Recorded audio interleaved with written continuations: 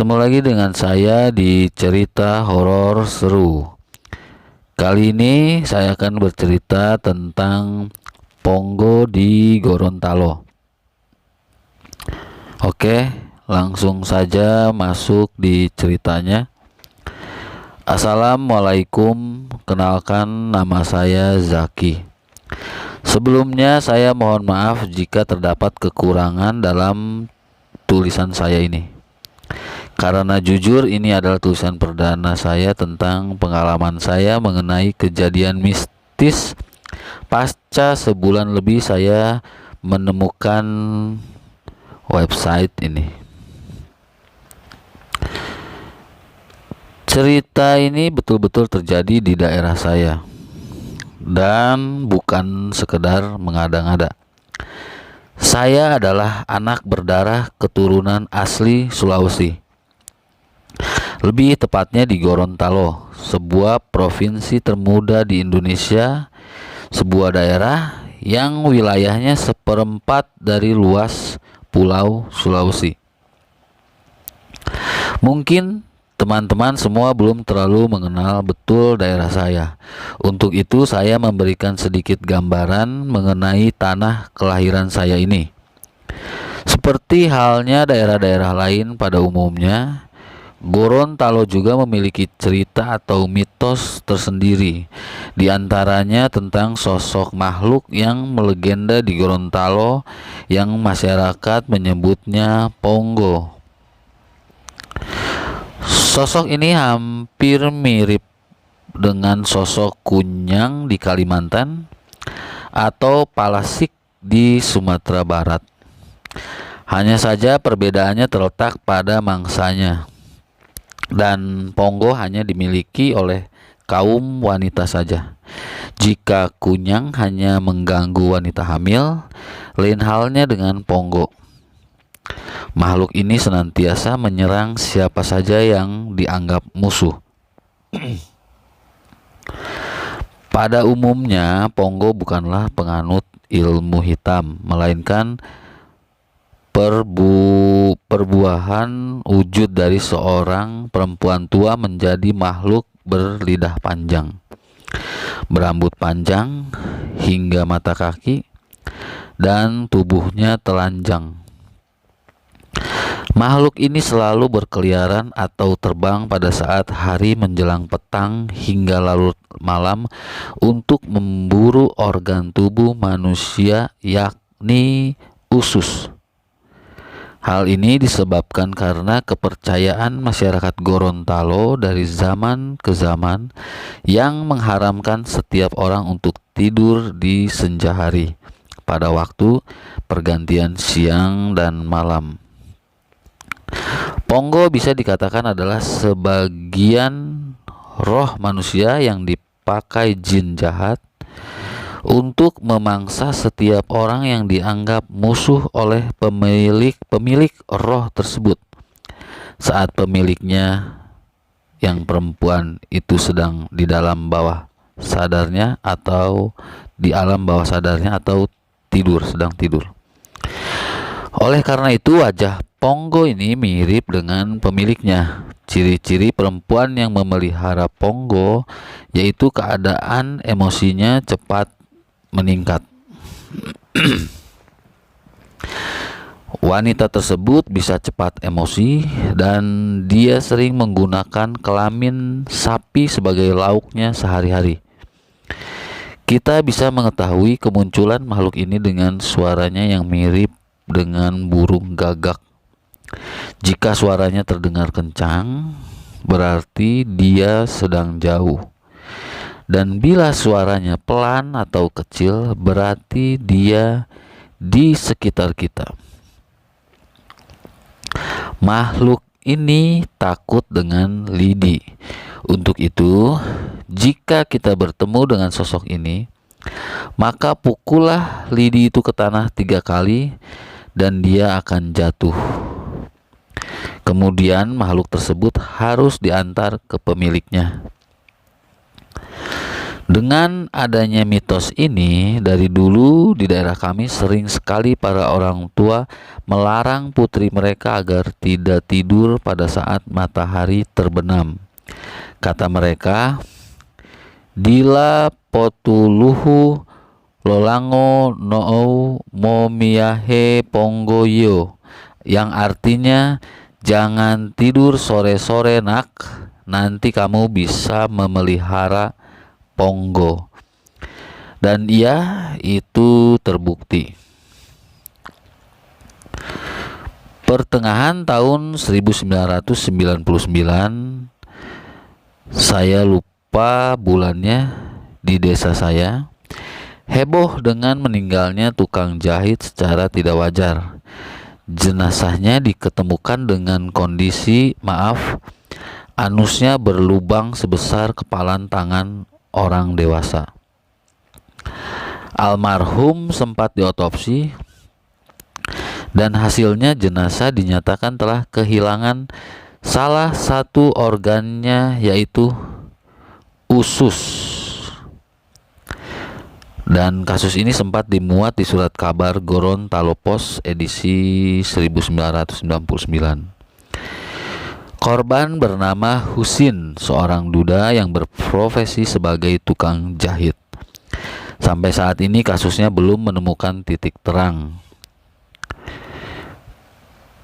Pihak kepolisian dan keluarga kewalahan menangani kasus ini. Polisi kemudian terpaksa menyimpulkan bahwa ini adalah kasus dengan modus pembunuhan. Namun hingga saat ini kasusnya masih mengambang. Bahkan sampai detik ini kabarnya sudah tidak terdengar lagi. Semuanya nihil. Masih terbetik tanda tanya besar dalam benak masyarakat sekitar. Jika benar ini pembunuhan, lalu siapa pelakunya? Tidak ada satupun saksi-saksi dan bukti-bukti yang menguatkan.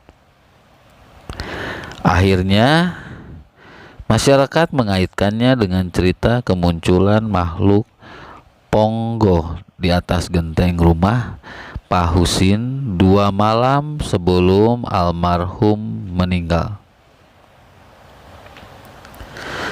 Dan pada saat itu om saya yang bernama Om Muklis sendiri yang melihatnya. Waktu itu kalau tidak salah sudah larut malam. Kompleks rumah Husin sudah sepi. Maklumlah, jalannya bisa dibilang masih jalan setapak. Itu pun hanya 4 rumah yang ada di kompleks itu, termasuk rumah si Husin. Dan sisanya kebun jagung dan pohon bambu. Om Muklis yang kebetulan tukang bentor. Bentor adalah sejenis kendaraan roda 3 khas Gorontalo. Habis mengantarkan penumpang lewat di depan rumah si Husin. Dia sempat melihat lampu kamar si Husin masih menyala. Dipikirnya mungkin si Husin sedang menyelesaikan jahitan pesanan pelanggannya. Namun saat dia mulai memasukkan bentornya ke dalam garasi yang letaknya bersebelahan dengan kamar Husin yang hanya dipisahkan oleh tembok setinggi bahu orang dewasa, dia sangat terkejut dengan bunyi gemuruh di atap rumah Husin. Dipikirnya lagi, mungkin burung merpati peliharaan si Husin. Om Muklis kembali meneruskan mengunci pintu garasi. Saat dia mulai mengunci garasinya, tiba-tiba dia menangkap suara aneh, mirip dengan suara gagak, Perasaannya pun mulai tidak enak. Apalagi saat itu lagi gempar-gemparnya cerita tentang seorang nenek di kompleks itu yang memelihara pongo.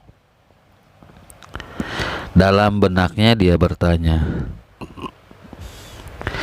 si Husin kan cuma punya merpati, kok suaranya mirip gagak?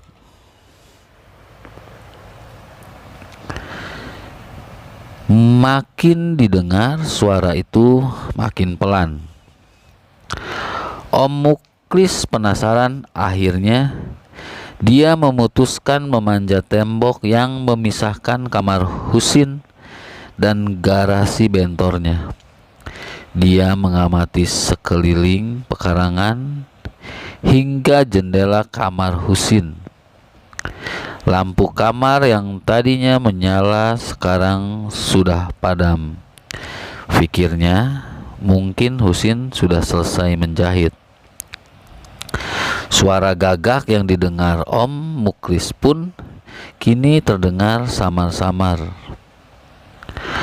Om Muklis pun agak lega hingga matanya secara tidak sengaja tertuju di atap rumah Husin.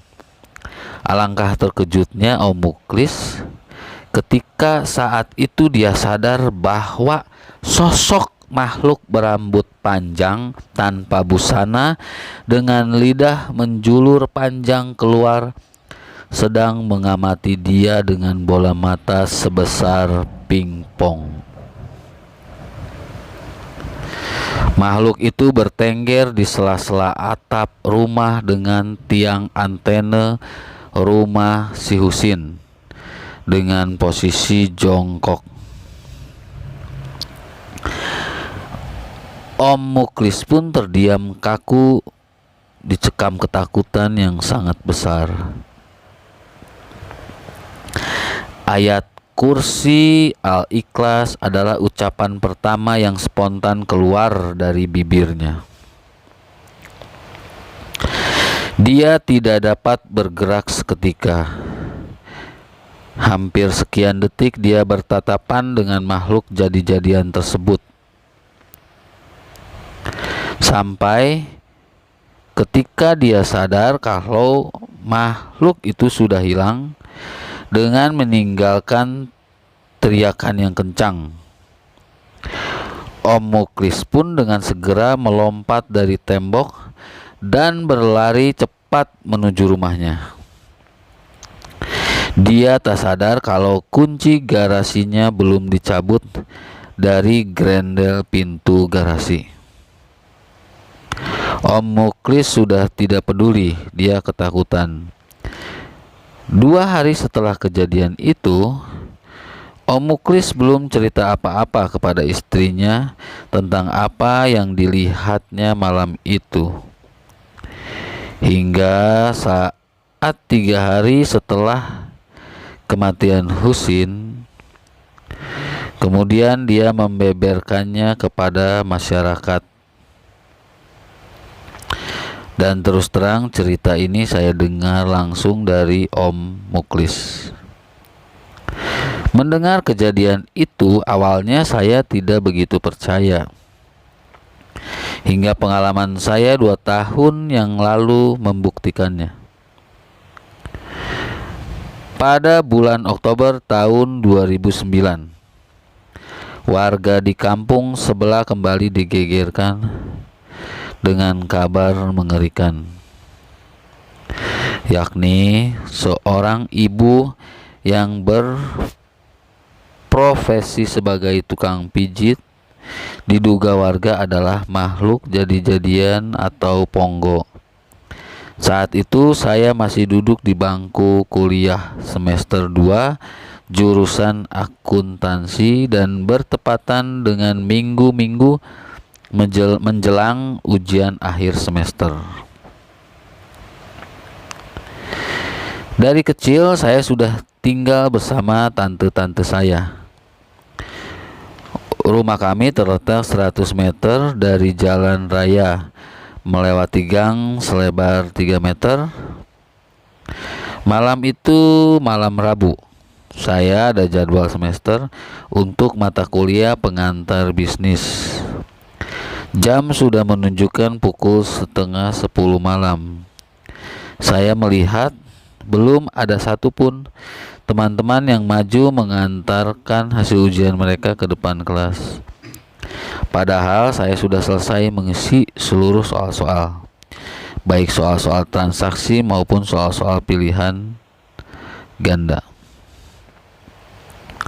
Saya melihat baterai di Nokia Express Music saya pun sudah mulai menipis. Akhirnya, setelah cukup lama menunggu, saya memberanikan diri melangkah ke meja dosen yang sedang sibuk menggaris daftar nilai mahasiswa. Perlahan-lahan saya meletakkan lembar jawaban di atas meja dan kembali ke tempat duduk saya untuk mengambil tes dan perlengkapan ujian saya. Saya langsung pamit kepada dosen untuk pulang dan meninggalkan teman-teman yang masih sibuk dengan alat hitung mereka. Saya menuju bangsal kampus, menyalakan motor, dan bergegas meninggalkan kampus. Saat perjalanan pulang, perasaan saya mulai tidak enak. Entah kenapa, malam itu jalan yang biasa saya lalui terasa sepi. Terutama jalan yang terdapat pohon beringin tua di samping bangunan bekas pabrik mebel. Saya pun teringat dengan desas-desus yang menjadi pembicaraan warga saat itu. Mendekati pohon itu, dahi saya pun mulai mengeluarkan keringat. Bulu kudus saya merinding. Saya berusaha menaikkan kecepatan motor saya. Tiba-tiba ketika tepat bersebelahan dengan pohon tersebut, saya berteriak, "Allahu Akbar!" Lampu depan saya dengan tidak sengaja menyoroti benda aneh. Benda tersebut seperti rambut seorang wanita dan ia itu memang ujung rambut yang berasal dari atas pohon beringin tersebut. Badan saya gemetaran. Saya merasakan ujung kepala saya tersapu oleh rambut tersebut ketika melewatinya. Saat itu pula dahan pohon tersebut bergoyang dengan kencang. Saya pun agak sedikit lega ketika beberapa meter meninggalkan pohon itu. Namun kejadian itu tidak berakhir sampai di situ. Motor saya mogok dengan tiba-tiba. Saya berusaha menyalakannya dengan menggunakan starter tangan karena menurut saya itu merupakan cara paling simpel saat itu. Saya tidak bisa menggunakan starter kaki. Tenaga saya sudah habis terkuras oleh rasa takut. Saya sudah tidak peduli dengan keadaan sekitar, sehingga saya tidak sadar jika di depan saya telah berdiri sosok Ponggo berjalan mendekati saya secara perlahan. Makhluk itu berjalan dengan lunglai ke arah saya dengan tatapan tajam. Lidah panjangnya bergelantungan di bawah bibirnya. Rambut panjangnya pun terlihat menyentuh tanah, menutupi buah dadanya. Saya kembali dicekam ketakutan begitu besar. Saya berusaha membaca ayat-ayat Al-Quran dan berusaha agar tidak pingsan di tempat. Kurang lebih 10 menit saya berusaha menyalakannya dan akhirnya berhasil. Saya pun melewati dengan lajunya meninggalkan makhluk itu. Sesampai di rumah, saya sudah tidak bertenaga. Ibu saya ketakutan melihat keadaan saya. Tetangga-tetangga pun mulai berdatangan menanyakan apa yang telah terjadi. Saya lalu menceritakannya. Esoknya saya demam 3 hari, saya tidak bisa masuk kuliah. Dan ketika sedang demam, saya sering mengigau dan mimpi buruk tentang kejadian malam itu. Teman-teman semua, sekian dulu cerita tentang pengalaman saya ini. Semoga kalian semua bisa mengerti dengan kalimat-kalimat yang saya sajikan. Maklum, saya hanya manusia biasa, tentu memiliki banyak kekurangan. Baiklah, ceritanya sampai di situ. Sampai bertemu di cerita horor seru lainnya. Terima kasih.